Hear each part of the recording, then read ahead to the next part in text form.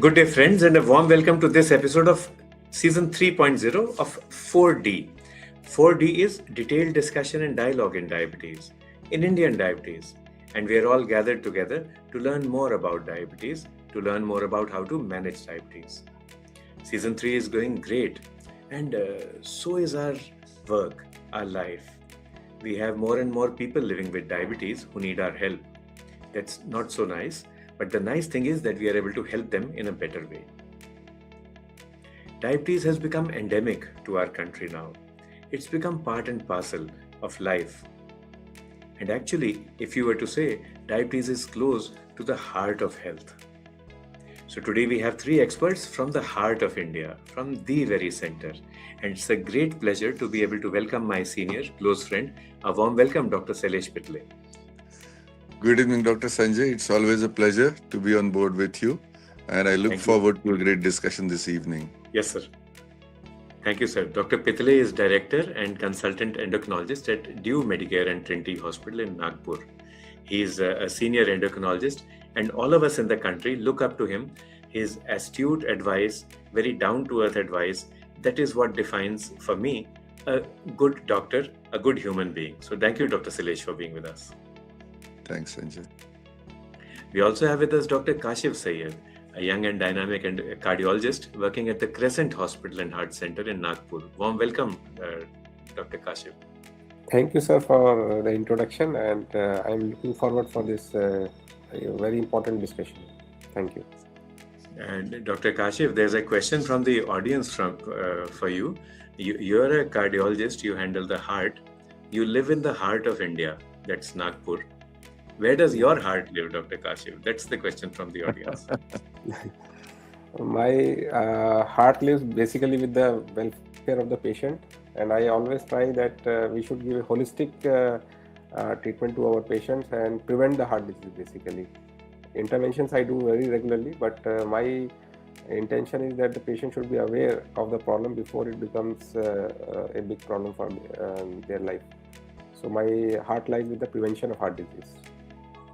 Thank you. That's really nice. It's very heartwarming to see that our experts focus on prevention as well as management. And that's what we all try to do across the country. And 4D, that is Detailed Discussion and Dialogue in Diabetes, is meant to take this dialogue forward. The dialogue of prevention, the dialogue of proactive intervention. We also have with us Dr. Jitesh Jeshwani. Warm welcome, Dr. Jitesh. Dr. Jitesh is a young nephrologist working at the Ashwini Kidney and Dialysis Center and also the Nephron Kidney Hospital in Nagpur. Warm welcome, Dr. Jitesh. And there is an even tougher question from the audience for you, Dr. Jitesh. So, Dr. Kashif's heart lies with his patients and with prevention of heart disease. So, where do your kidneys lie? And then the left kidney and the right kidney, are they friends with each other? Yes, absolutely. They are best friends and they need to work in together. My kidneys absolutely also lie with the welfare of the patients, especially patients whom it is important to retard the progression of CKD, because retarding the progression of CKD, retarding diabetic kidney disease is extremely important. And now we have drugs which can help us. Previously, we only had probably RAS blockage and nothing much.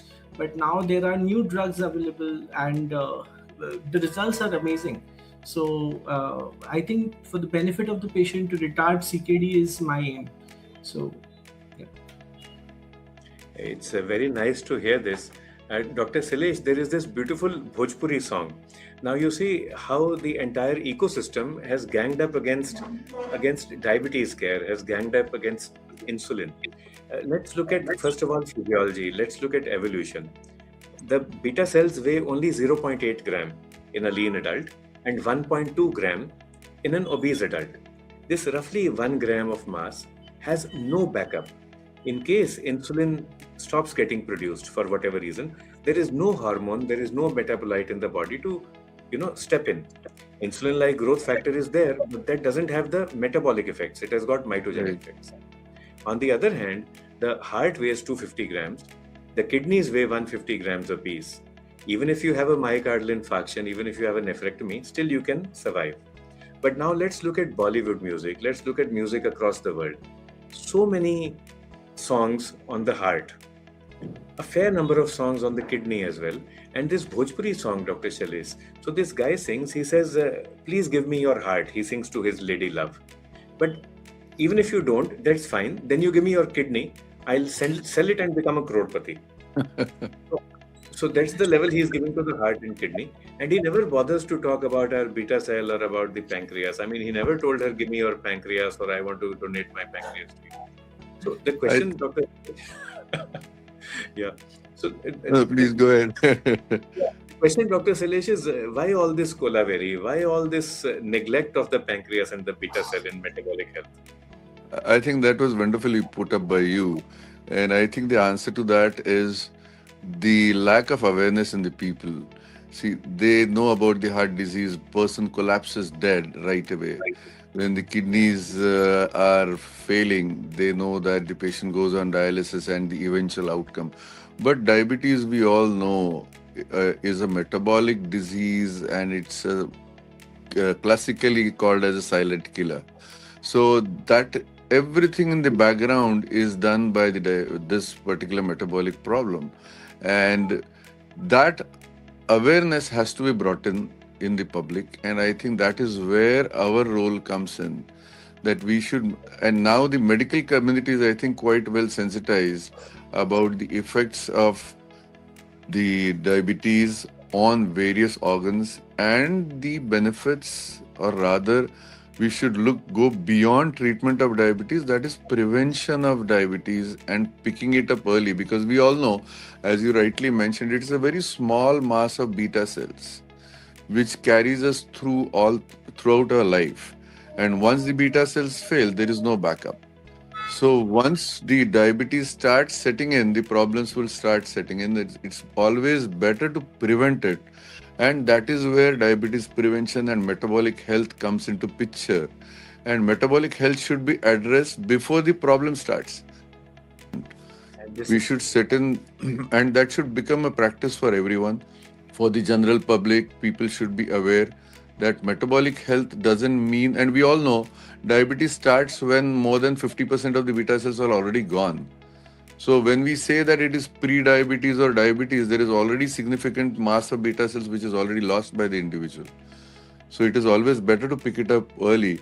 So I think once that Bhojpuri singer realizes that at the back of all these things, the beta cell mass is there, I think he will gradually come up with a new song that, oh God, make me so powerful that I can regenerate my beta cells or regenerate the beta cells of my loved ones. Thank you so much, sir. This question, Dr. Shailesh, if you could take it forward, we'll come back. Dr. Kashiv, Dr. Shailesh just spoke about the power of the beta cell, and he spoke about the power of prevention as well. And he said that yes, in future we should have a song where the singer says, I hope that I'm able to regenerate my beta cell. Is this true for the heart as well? Can you talk to us about how changes have occurred in cardiology? When I was a student, for example, this concept of 60 minutes, that lucky hour had just come in. We didn't even realize the importance of primary angioplasty at that time. What is the concept now? Can we save the heart even when it is about to undergo necrosis? Yeah, that because of the advent of the primary angioplasty, the scenario has drastically changed. So that has primary angioplasty has made such a difference in the cardiology. No other intervention is as good as primary angioplasty if it is done in the golden hour. And we now see more patients who have suffered a heart attack and living up to maybe 30 years, 40 years if they got the proper treatment at that time. So a wonderful advancement has occurred in form of reperfusion therapies, and it has made a lot of difference in heart failure population. Earlier we used to have patients who are coming from periphery, they got late treatment, and they used to suffer for that initial lack of treatment. But now, because of opening of so many peripheral cath lab centers and so many cardiologists around, now we see the people, they are not having that much LV dysfunction. Their myocardium is salvaged because of early treatment, and this has led to a heart failure population which is manageable, and they can lead a productive life. Earlier we used to see patients who had severe LV dysfunction after a massive MI, and it used to change the quality of life. and a huge economic burden on the patient family. But going beyond that, I think our lifestyles and modern stresses brought a new class of patients into cardiology. Now I am more in last 5 to 6 years. I am seeing more patients who are in 30s and 40s getting MIs because of the stresses, modern lifestyle, and lack of exercise. As we are going to discuss the CKM, cardiometabolic syndrome, and I think because of that, the number of people who are getting heart attacks at younger age has increased. So we should be more aware in people who are developing these conditions, and we should stop the development of these disease. That is my basic. So we see a paradox in cardiology, in cardiometabolic health. On one hand, we have better quality interventions. We know more about the pathology, the pathophysiology of this disease. We do have drugs, we have interventions which can help. But on the other hand, we have more and more people coming in with cardiometabolic disease, and that too at a younger age. And the answer, the solution that Dr. Kashyap shares with us is more awareness. That's the key word. We need to be aware ourselves, and we need to make our patients, the public, aware. So, Dr. Jitesh, do we see a similar paradox in nephrology as well? More patients but less awareness, more interventions but less outcomes. Yes, sir, absolutely. In fact, majority of the patients that we now see are either CKD stage 4 or CKD stage 5. The patient is having diabetes, say, since last 15 years, and the patient has been having some proteinuria which was never followed. The patient comes with directly with a creatinine of 4, 5, eGFR of less than 30. Now, if you are a diabetic and if you have not done your basic fundus, your basic kidney check, then I think it's all because of awareness. Because a lot of times they feel that diabetes का medicine एक बार शुरू हो गया, then वही medicine they have to continue. There's no follow up with the primary doctor. There's no follow up with the endocrinologist. So that is a huge problem. And of course, I think a lot of times I feel with cardiology still there is a bit of awareness, but I think that awareness with kidneys is still yet to come, wherein you get your kidneys checked at least once a year. Because a lot of times what people also do is they do sugar, they do lipid profile, but simple creatinine a lot of people don't do. So that is a huge problem. And whatever cams we do, we always, the aim is proteinuria and creatinine. That is the aim. So yes, of course, lack of awareness is a huge problem. Patients only come with burnt out CKD. That's a huge problem, especially from rural areas. Yeah. Dr. Sailesh, sir, Dr. Yeah. Jitesh has pointed this out so beautifully. He has also created an opportunity for us. Our theme for today is metabolic health, targets and techniques. Now, he shares an obstacle. He says the shortcoming is that people are aware of the heart, but they are not Right. aware of the kidney. And beta cell, they are least bothered. But let's take this as an opportunity. How can we talk to our patients, the public, and tell them that whatever we are doing for you, whether it is glucose control, blood pressure control, the final aim is to keep your heart healthy. Can we connect the dots and tell them right on day one that all these preventive measures, therapeutic measures are meant to keep your heart young and healthy?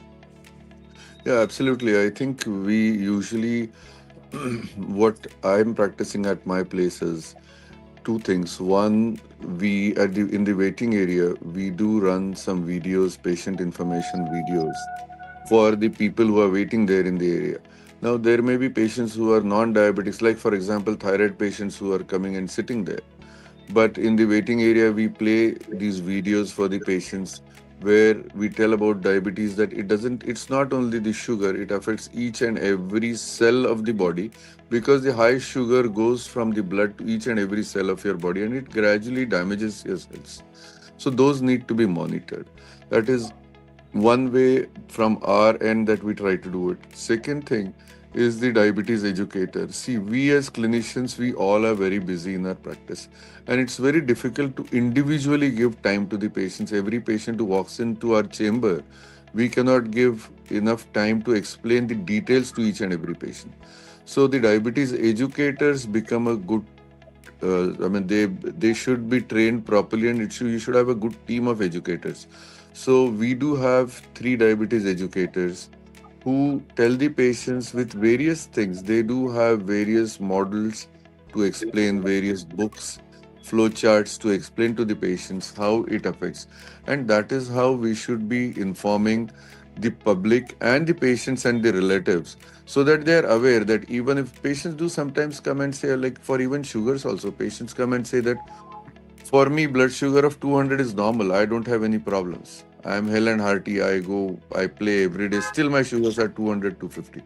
So, such people, especially young people, we need to tell them that you're going to live with diabetes for long duration of time being young. And now is the time that you control it fast, better, so that it doesn't affect different organs.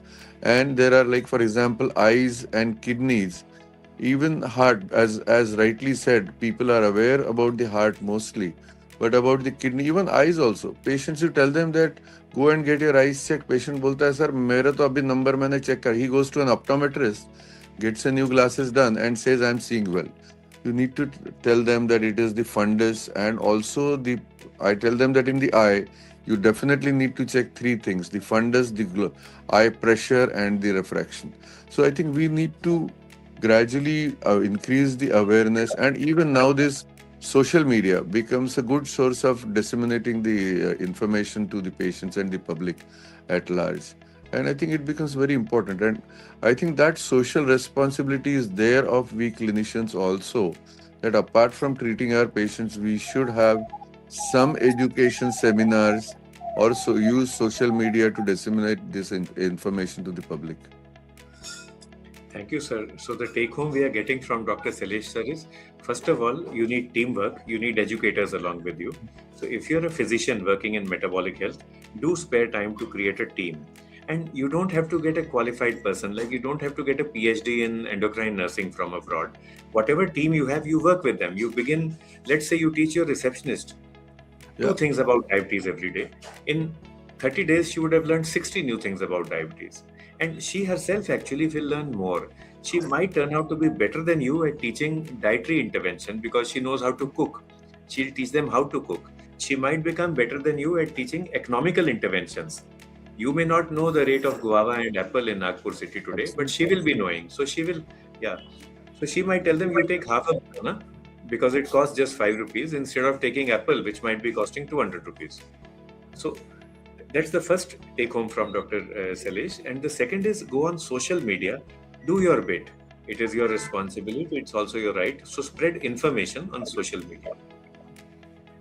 Dr. Kashif, let's move this forward. What is the approach in cardiology? Do cardiologists have, for example, heart failure nurses, heart failure educators, rehabilitation after an MI? Who does that? And what about heart health on social media? How do we utilize Bollywood, and how do we use Jhingat, for example? That's my favorite Marathi song, to create a good buzz around good heart care. Yeah, regarding the heart failure, now as the advanced interventions are coming, we have a population now who had an initial insult and now they are surviving longer with that disease now. So the heart failure population has increased dramatically in last 10 to 15 years because of advancement of interventional cardiology, and that has put forward a new challenge to educate them how to lead a productive life after a major event. And many hospitals have started this heart failure rehabilitation program, and but it is always a challenge of time actually, and there is always a dedicated team is required, because most of the people in India, they are cardiologists and they are interventional cardiologists. They don't branch out in as in Western countries like heart failure clinicians, heart failure nursing staff. So in India, the culture is more a cardiologist doing everything, a preventive intervention and heart failure. So it is very challenging for hospitals to divert the resources, especially the people who are running their own hospitals, to create a department and create a separate heart failure clinic. But a idea has been mooted that 3 or 4 centers can collaborate. They can open a heart failure clinic and a place where all the patients are pooled together and is dedicated of heart failure. And I think the most important in this of heart failure is the heart failure nurse, who is a coordinator and who has time to talk to the patient, listen to their anxieties, counsel them, and coordinate all the aspects of heart failure management. So that idea is yet to pick up in Nagpur, but it is very well developed in metros now.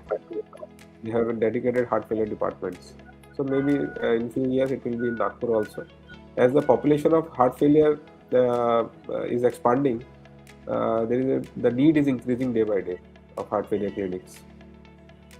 Sir, there is a smiley and a very friendly comment coming your way from Haryana, which is that if you feel that Nagpur is not a metro, then you haven't come to Haryana state. 1.3, 1.3 out of 1.4 billion people in India feel that Nagpur is the biggest metro in this country. Maybe 100 million people who might feel otherwise. Yeah, no. We are on the way to become a metro and almost reaching there. Yeah. So we'll give you a little bit of push. So if we take better care of our diabetes and cardio and renal patients, then the population will go up and then Nagpur will become. Yeah. So Dr. Jitesh, we are talking about techniques and tactics in metabolic health. We've suddenly realized that metabolic health is just not about glucose. It's about the pancreas, it's about the heart and kidney. Even in the heart, it's about heart failure, not only just coronary artery disease. And in nephrology, so many types of kidney diseases. It's not that everybody has a CKD, and it's not that everybody with diabetes has only DKD, diabetes kidney disease. True. So what about the role of teamwork? When, let us say, we need to counsel someone for a transplant, we need to counsel after a transplant, what kind of teamwork do we have available? And this is a question coming from all the physicians of the country. How can we partner with each other to ensure better health for our fellow citizens? So, firstly, sir, what I have done at my center is that we have a team of a renal dietitian, a physiotherapist, and a psychologist. So, there is a renal dietitian who is available all the time on the floor. So, she's responsible to take the dialysis rounds every day. Now, the dialysis patients are need to have a higher protein intake of 1.2 to 1.5 grams. Indian diet is poor in protein. We don't get any protein from Indian diet. And a lot of patients actually do not tolerate the protein powder, GI side effects, etc. This lady has actually innovated recipes with sattu and costing less than 40 rupees to the patient and providing almost 30 to 35 grams. So this is one thing that we are trying to do. She makes some recipes over here. She would let the patients try them. Then she'll make a video out of it. Then she'll share on the WhatsApp group.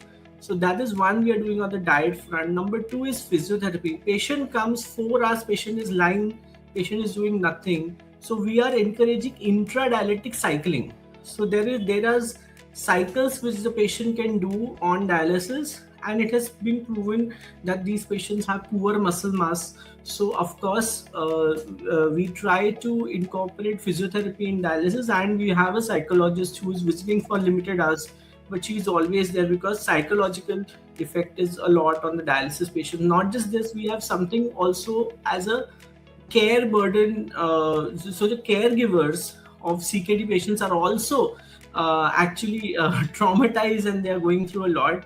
So we have a support group for them as well. In terms of community and helping, collaborating with other physicians, we do. So we have a YouTube channel, and we do have some social media work in which we are providing renal friendly recipes, in which we are trying to educate them about diet, about exercise, about early screening.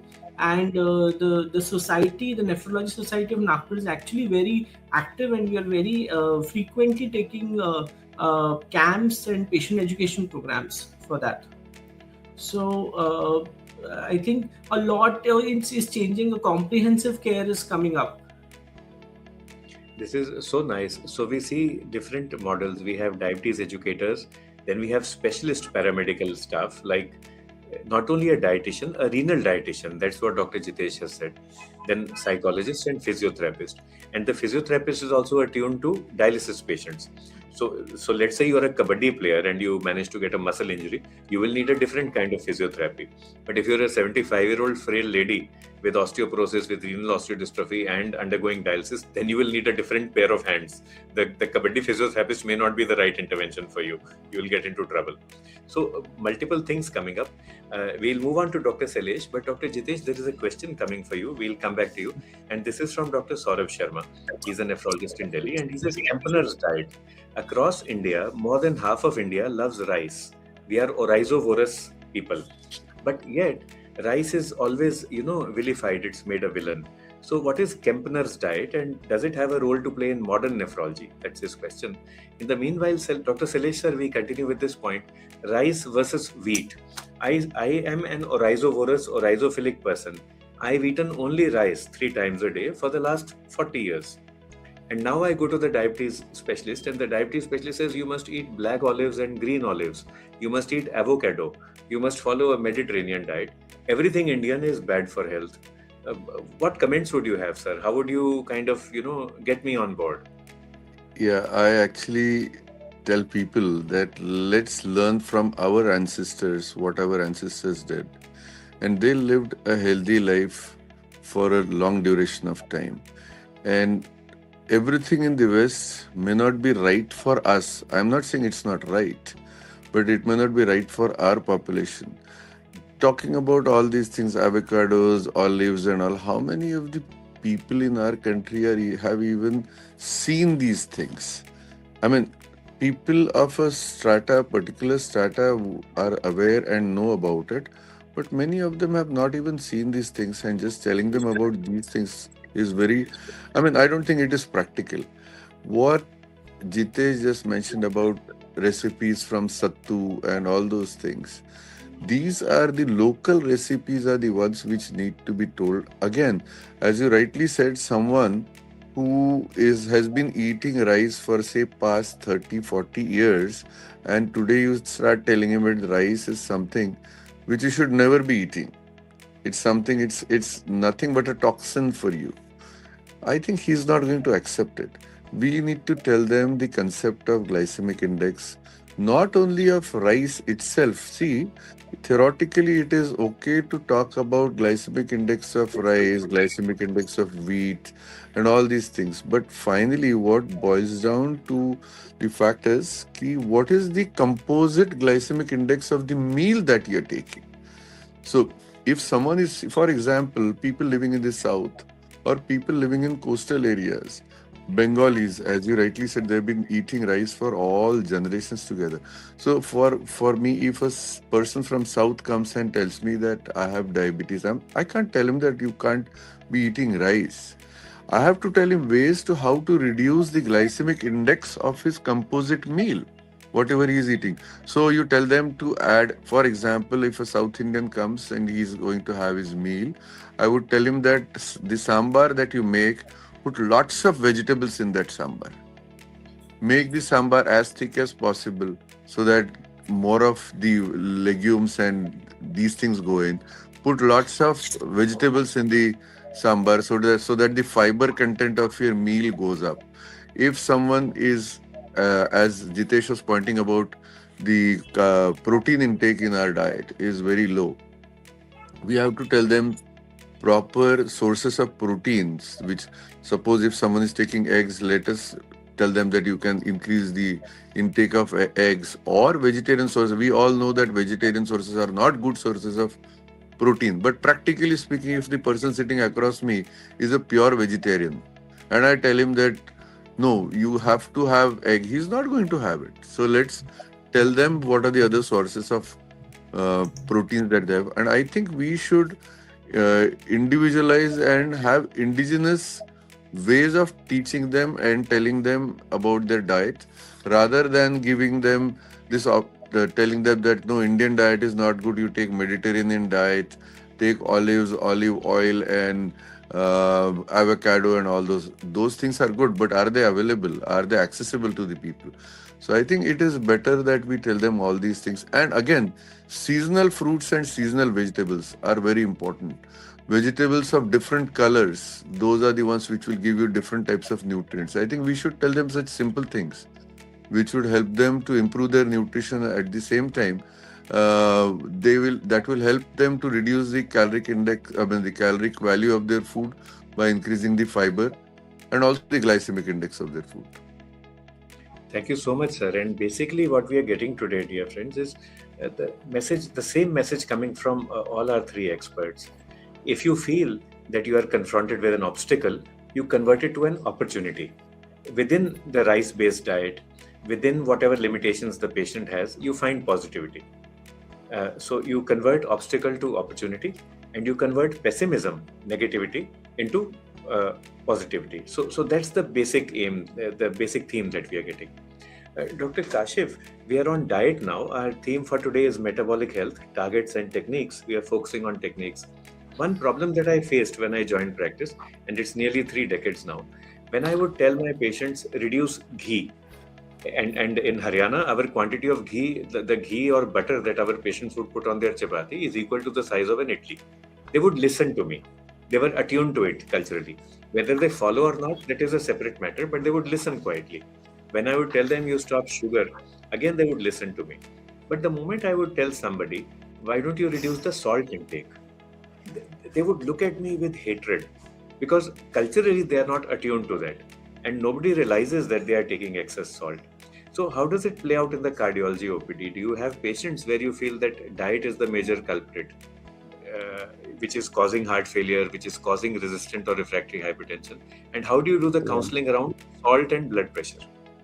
Yeah, actually, in our setup and in our practice, whenever a patient comes back in OPD, if he has come to your OPD at least 10 times, 9 times he will ask repeatedly the same question: what I can eat, what I cannot eat. No matter our counselor talks to that patient, because we fail to realize that this is one of the most important aspects of their life. They are not bothered about, they are not that much aware about their heart condition. They are bothered about their food they are eating. So repeatedly, in spite of telling them every time, giving them written instruction, our dietitian talking to them, again they will ask the doctors, मैं क्या खा सकता हूँ, और ये अभी थोड़ा सा मैं बढ़ा सकता हूँ क्या? So that is a major challenge in our patients, that they are so concerned about their diets. And what I have found is, if you don't respect the local sentiments of a diet, if they are following certain type of diet and you make the way in that, what Pitane sir told, if you have to make modifications, make in their diet. Don't suggest to them a new diet. They are never going to follow it for a longer time. And in few days, you will find them that they have gone back to their old diets. Especially most of our patients are from Madhya Pradesh. They are very fond of chapatis. Yesterday, I had a patient who ate 10 chapatis every time. So 30 chapatis every day he was eating, and he was telling me that my diabetes is not getting controlled. So I told him that no one can control your diabetes if you keep on eating 30 chapatis a day. But the challenge is we face, in spite of our best efforts, people are not very adherent to diet, and we see that the compliance is not good, whatever you tell them. But still we keep on advising them every time, and whenever they are hospitalized, that is the best time to hit them psychologically. So we keep on telling them, you are not cutting down on because we face repeated hospitalization of heart failures. So indoor patients are more likely to respond to the suggestions rather than outdoor patients, and that is the time you can make a change in their psychology. So we keep on telling them, until unless you keep on doing the same mistakes, you are not going to be out of hospital for long, and repeatedly you are going to land up. So decrease your salt intake. Don't think that this type of salt is better, that kind of salt is better. Cut down on salt. Don't add additional salt, and we keep on counseling them. This is our practice, but it is a very resistant thing in Indian psyche, I think. Diet is one of the most important things, and we keep on ignoring that fact. In our experience, I have faced that. Great insights from you, Dr. Syed. You've put up the challenge. People keep on talking about diet. Whether they listen or not is a separate matter. But then you've also hit upon a raw nerve. Sometimes we fail to realize, that's what you have said, and this is really important.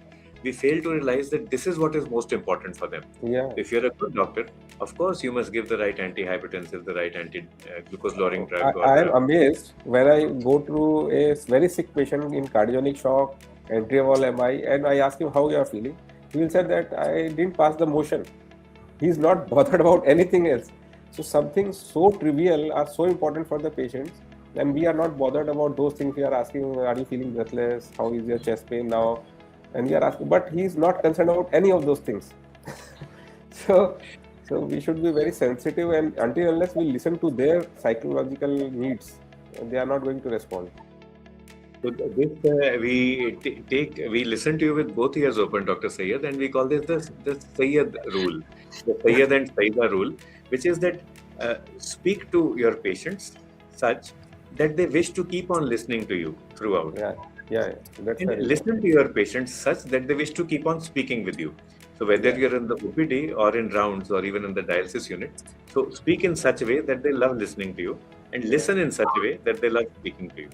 They And if should they're they should think that you are sympathetic to their demands.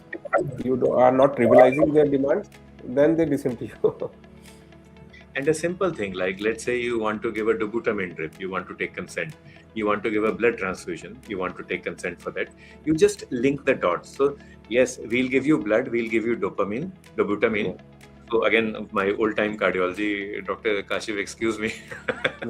No. Dobutamine used to You're be a correct. very ultimate kind of a drug when we were students. So this will increase your blood pressure. That is true statement. That will increase the blood supply to the gut. That is also true statement. And your constipation will be relieved. So you link the blood transfusion and the dobutamine, the inotropes, to the constipation, and then the patient will accept. Yeah, very true. So, Very true. So But this उसका एक catch है. You give dobutamine, you give blood, and tomorrow morning Dr. Kashif goes for the round and he says, still I'm constipated. हमने तो आपका dobutamine ले लिया, हमने तो आपका blood ले लिया. उसका भी आंसर है. Always, as a physician, you must have plan B. So the plan B here is, yes, we are still warming up. We are warming. You must have you are feeling better. This is, yeah, I'm feeling better. So so first, all that constipation that you had in your vocal cords. See, earlier you were hardly able to speak. You were not arguing with me. Now you are able to speak. So see, the constipation of the vocal cords has become okay. Now you've got diarrhea of the vocal cords. You are able to converse on the mobile with your daughter. Mind is working well. Your mind is working well. Yeah. So gradually, one by one, it will come. So always plan B should be there. That's right. Dr. Jitesh, we continue with this techniques and targets. So we were talking about rice. Dr. Selesh taught us about how to handle. Dr. Kashif shared that concept of the challenge of the 30 chapatis, and rice is an issue. So Dr. Kempner, how did he put all this together? Low salt, high rice, and is there a relevance of this in modern nephrology and modern medicine? Can we sometimes think out of the box? So I think the approach to diet has to be, of course, it has to be a customized diet. If you hand out patient a printed chart, it is not going to work for every patient, because every patient has some particular. Now we get some patients who are, say, Bengali, they want to have a lot of non-vegetarian food, but then you can't give a printout to everyone. So a customized diet is extremely important. That is number one. Coming to the rice part of it, well, rice is safe for your kidneys, but it does have a lot of carbohydrate. So you want to probably replace it with probably brown rice. And now there are a lot of millet options as well, which can probably replace your rice. But rice does have a lot of water. What we personally deal with is our biggest enemy is water and salt as a nephrologist, because what we see is fluid overload. Salt, Indian diet में तो भर के we have salt. हम चपाती में भी नमक डालते हैं, आटा गूंदने में भी नमक डालते हैं, दाल में भी डालते हैं, सब्जी में भी डालते हैं. So what sir said, Kashif sir said, that during the hospital we train. So what we are doing at our center is that the diet they get does not have salt, but we distribute 1 gram salt sachets in the hospital to the patient, and we tell them that 3 gram is your 24-hour salt intake. इसके ऊपर salt intake you do not have to take. And we try to tell motivate the relatives कि you make the entire meal, इनका खाना अलग रखो, and make sure that the salt which goes is not more than 3 grams. So that is number one. Another enemy is senda namak. A lot of misconception around senda namak in Maharashtra especially.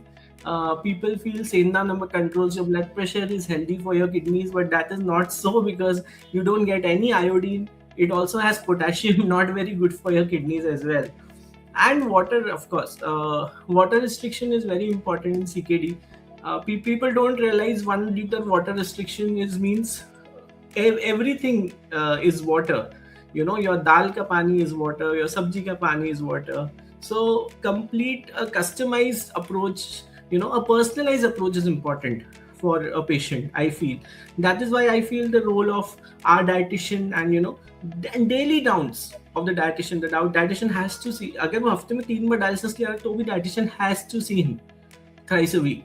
कि सब ठीक चल रहा है. I hope you're not losing out your muscle mass. The problem with CKD is losing muscle mass. And diabetic patients as well. Diabetic patients over a period of time, when you see burned out diabetes, they have no muscle mass. So they lose all their muscle mass. So I think that comprehensive approach is important, sir. Is this common, Dr. Jitesh, in central India? Patients going for alternative care, patients with CKD or even without CKD, and the alternative care people starve them, and then they come back with a normal creatinine or a lower creatinine, and they say, Dr. Saab, you had not been able to control my creatinine for past 3 years, and now see that alternative guy has brought it down. So is this common, and how do you explain to the patients? How do we explain it physiologically to our colleagues in medicine? It is very common. I have seen people even eating charcoals, all burned mouths, with coming with hot tub therapy, taking everything.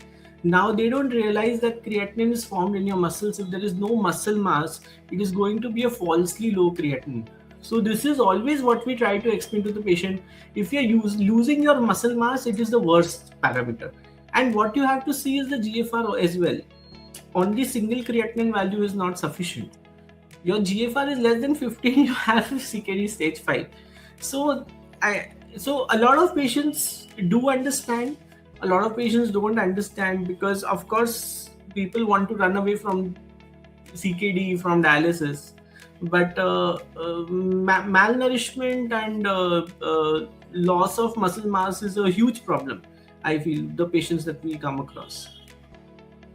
Thank you, Another Dr. thing Suresh. about the salt, just one thing, what Dr. Jitesh mentioned, that for your patients, you would ask them to have a separate diet with less salt. Usually, what I prefer is I tell the patients and the family whole as a whole that all of you at home have to reduce the salt intake, have to reduce free caloric intake, have to increase the protein fiber, even if normal people, because that is where I think prevention comes.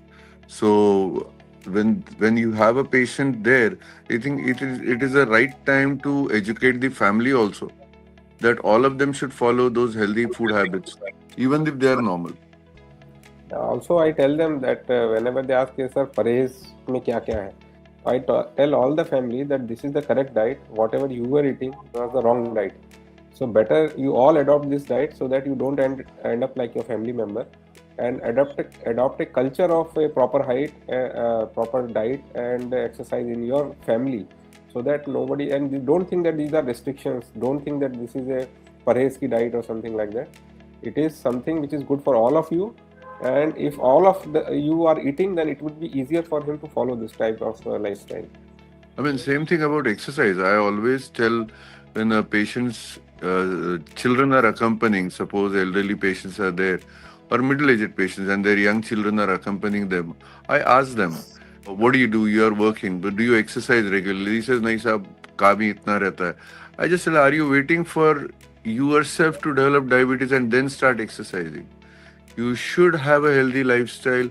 I mean, the best example which I tell them is when you have a vehicle, you do regular servicing of the vehicle, right? So that your vehicle runs well. It's a preventive checkup. You don't wait for the vehicle to just stop in the middle of the road and then take it to the garage. So same way, when you are working well, at that time, preventive things, preventive checkups, preventive lifestyle changes are the ones which need to be incorporated in healthy state rather than after the disease sets in. This is a very nice way of explaining prevention and taking care of your vehicle. So if you are taking care of your car or your two-wheeler, then why don't you take care of your body as well? So we were talking today about techniques, and so many techniques coming up. But one thing that I see that is common. First of all, it was teamwork, having an educator, psychologist, physiotherapist, a dietitian on board. If you don't have, you train your staff to the best possible that you can. Tie up with hospitals around you, tie up with a physician around you, near you.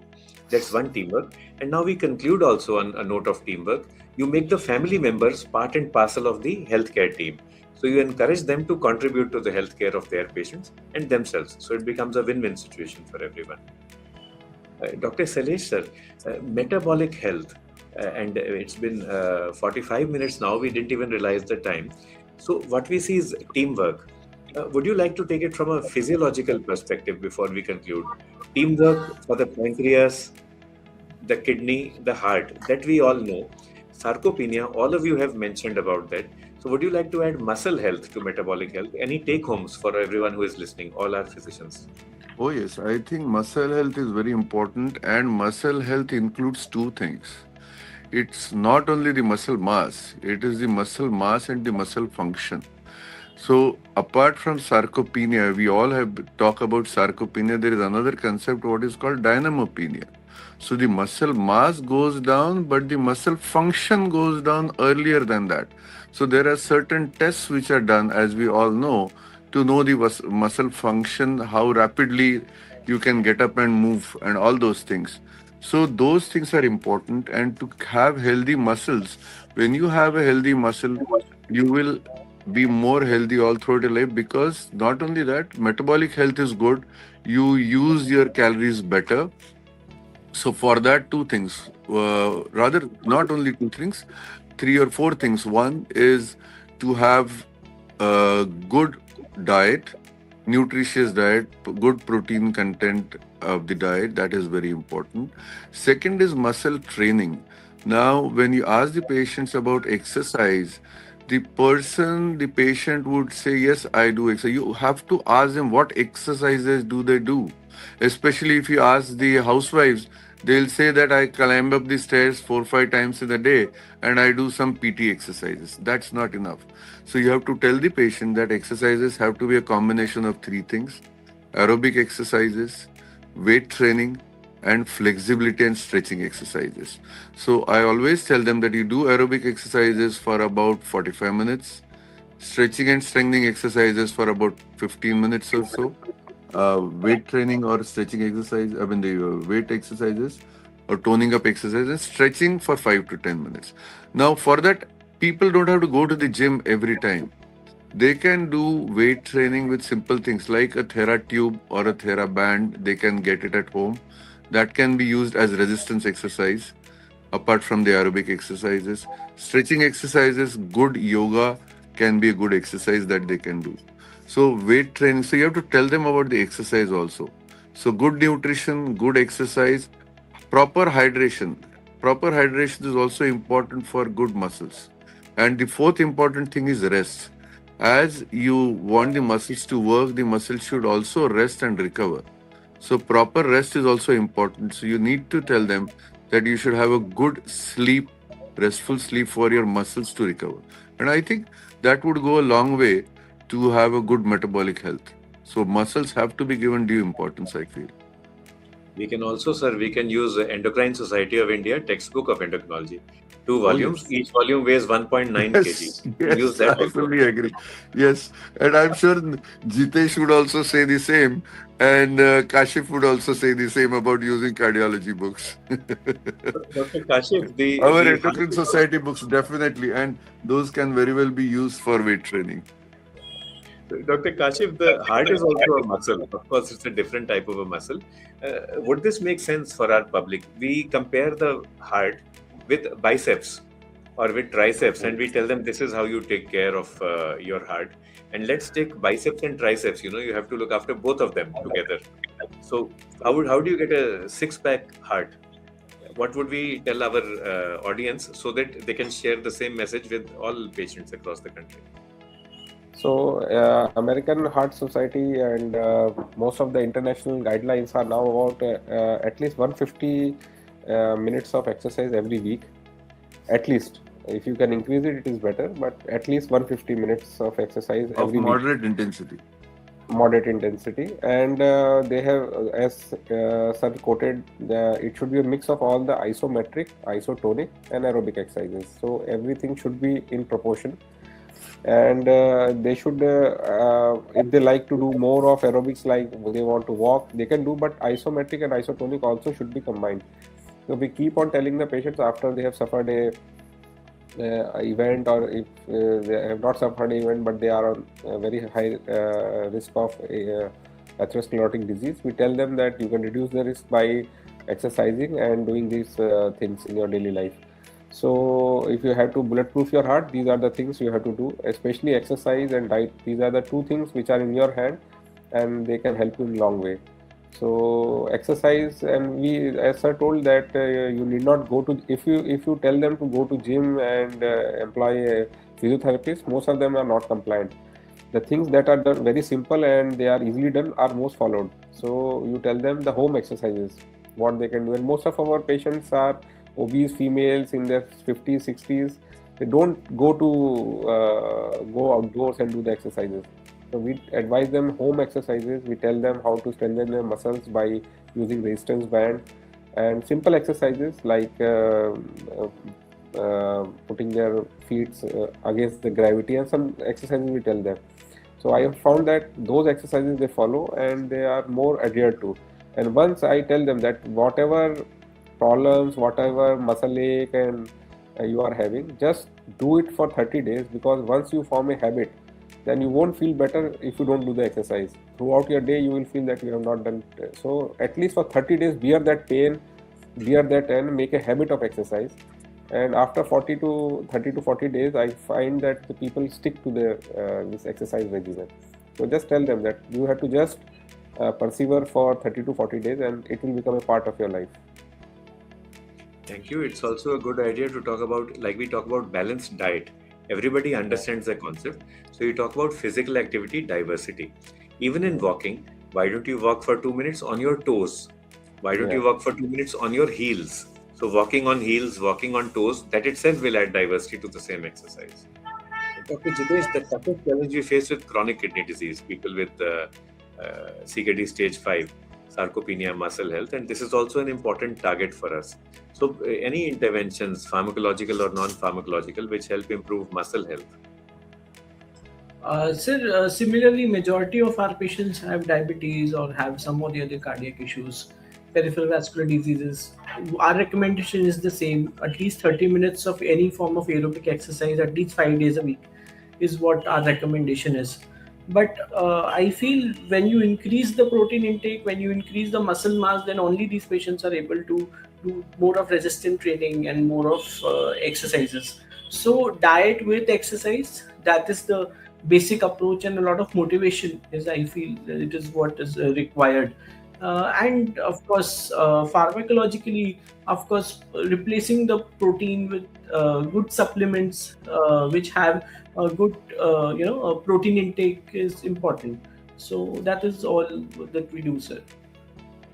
We also, because I come from agrarian belt, so what we tell our patients is that there's no point in putting fertilizer, that is all the medicines that we are giving you, if there is no soil. So you need soil, and the soil is going to be muscle and bone. And if you have the right soil, automatically the proper crop will grow. You will be able to get good output, good yield. We have had a very good yield day today. Dr. Silesh, sir, your opinion about the future of nephrology and cardiology. Such wonderful speakers we have had today. My opinion about the nephrology and cardiology is it's a bright field. I mean, and we have such bright people like Kashif and Jitesh here in Nagpur. I think the patients are going to benefit. And of course, one very important thing that we all need to understand is we have to prevent our patients from reaching to these two by giving proper metabolic health to them. Of course, once they reach either of them, we know that they are assured of good health care. But then I think it is a job of all of us to promote preventive health in all our patients. So we are all aware of the various medicines that are there, the DPP-4 inhibitors, the GLP-1 RAs, SGLT2 inhibitors, the mineralocorticoid receptor antagonists. So we are all aware of that, the pillars of health. The point is to just include them in our conversation with the patient and the patient's family. And we focus on prevention. This is the pharmacological intervention. This is the non-pharmacological intervention that is required. And we'll be able to help prevent disease and promote health. Thank you, Dr. Sailesh, sir, for your leadership, not only for endocrinology, but for the medical profession in Nagpur, in Maharashtra and beyond. Dr. Kashif, your comments. What kind of feeling do you get when you talk about metabolic disease? How does your heart go? Does it go jingle? Yeah, actually, very correctly and aptly said by sir. I think prevention is more important, and what we are seeing in our cardiology, young and more younger generation is now getting heart attacks. So I think we should work more on preventive, make them aware of their choices. So if you make these choices, you are going to land in these problems. And prevention is very important now for Indian scenario also. We are getting heart attacks earlier also, 10 years in comparison to our Western counterparts. Now, after COVID, somehow we don't know what is causing it. We had started a registry of young heart attacks in Nagpur because all the centers were witnessing young people coming with heart attacks. And earlier, we used to see thrombus in their arteries and we used to lyse them, and there was a clean and pristine artery after thrombolysis. Now we are seeing lesions. So there is atherosclerosis, there is a tight lesion. I saw a patient of 21 years having a lesion, and he was having a very good lifestyle. Even after that, he had such kind of things. And more people and more kids are getting obese. There is an epidemic of obesity now. There is a problem of plenty in Indian society now, and we are seeing a paradox. The urban kids are now obese like anything. So I think we should work on lifestyles, keep educating, and that is more important than developing new interventions to treat the heart disease when it has already occurred. So prevention is our tactic and technique, and prevention is also our target. So both things the same and both leading to each other. Dr. Jidesh, last comment from you. How do we keep our nephrons happy? How do we have happy nephrons? I think just the way to keep your kidneys happy is to have a balanced lifestyle, have a good balanced diet, proper amount of protein, good carbs and fats, and of course, water intake should be according to the disease. Overhydration is a lot of people also come to us 5 to 6 liters of water a day, not really important. And of course, as you have already mentioned, uh, prevention is very important. So I feel every diabetic patient who comes, we must offer the 4 pillars of DKD protection that we have: RAS blockade, SGLT2, GLP. Because I feel if the patient is not on it, I feel it's a crime to send the patient if the patient is not on the protective drugs, because these are beautiful drugs and the results are there. So of course, I think prevention is very important to retard CKD. Yes. So teamwork, I think, is the mantra that we get from all our speakers. Teamwork with our paramedical professionals, caregivers, teamwork with the person and the family, and also teamwork between the various medicines, the different pillars that we talk about, and then teamwork between lifestyle management and pharmacological therapy. Teamwork would also mean expanding our thought process about metabolic health, not just looking at the HbA1c or the blood pressure, but also thinking about muscle health, for example, quality of life, muscle health, gonadal health. So many things to think about. But today we've got a lot to chew upon now. And as it's time for dinner, let's focus on our protein intake as well. Let's try to do the best possible ourselves with our families so that automatically our communities begin to become healthier and happier. With this, I'd like to thank everyone for having been part of our 4D journey. Detailed discussion and dialogue in diabetes will be back with you next Friday as well. A warm thanks to Dr. Jitesh and Dr. Kashif. Our future is bright. We feel very happy being with you. And Dr. Silesh sir, once again, thank you for your leadership in endocrinology. Thank you very much, Dr. Sanjay. Thank It's you. always been a pleasure to be on board with Dr. Kalra, Thank you. and his way of coordinating and moderating is always very lively. Thank you, Dr. Kalra. Yeah. Thank you so much and have a jingat evening ahead. Jai Hind. Thank you, sir. Thank you for the Bye. opportunity.